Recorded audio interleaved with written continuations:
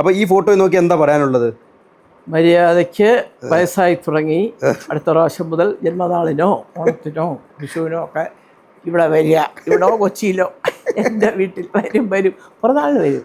എല്ലാ പിറന്നാളിലെത്തും അല്ലേ? ആ സ്നേഹം കാണിക്കുന്നുണ്ട്. അപ്പോൾ എന്താണെങ്കിലും നമുക്ക് ഇവരെല്ലാം ഒരുമിച്ച് കൂടുന്ന ഒരു ദിവസത്തിന് വേണ്ടി ആകാംക്ഷയോട് കാത്തിരിക്കാം. തീർച്ചയായിട്ടും. അപ്പോൾ അടുത്ത യെസ് ഓർ നോയിലെ അടുത്ത ഒരു 2 ക്വസ്റ്റ്യൻ കൂടെ ഉള്ളൂ. നമുക്ക് തീർന്നില്ലയോ? തീർത്തു. അമ്മയേക്കാൾ മറ്റാർക്കും മക്കളെ മനസ്സിലാക്കാൻ കഴിയില്ല. Yes or no? യെസ്. അത് സംശയമില്ല അല്ലേ? ഒറ്റയ്ക്ക് വളർത്തിയ സിംഗിൾ മദർ എന്ന രീതിയിലല്ലേ?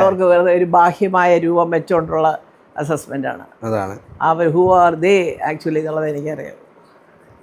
പണമുണ്ടെങ്കിൽ എല്ലാമായി ഇല്ല. ഒരു അസുഖം വന്നാൽ അധികമുള്ള പണം പെട്ടെന്ന് പോയി കിട്ടും. ഒരു ക്യാൻസർ പിടിച്ചാൽ മതി. ഒരു ഇഞ്ചക്ഷൻ. എൻ്റെ ചേട്ടൻ ക്യാൻസറിൻ്റെ വലിയ ഡോക്ടറാണ്, ഡോക്ടർ എം വി പിള്ള. അയ്യോ കഷ്ടം. ഓരോരുത്തർ വന്ന് സാറേ അവിടെ കിടന്ന് 15 ലക്ഷമായി 13 ലക്ഷമായി എന്നൊക്കെ പറഞ്ഞേക്കുമ്പോൾ നമ്മൾ വിചാരിക്കും അയ്യോ. അപ്പോൾ നോക്കുമ്പോഴറിയുന്നത് ഒരു ഇഞ്ചക്ഷന് 2 ലക്ഷം രൂപ ഒക്കെയാണ്.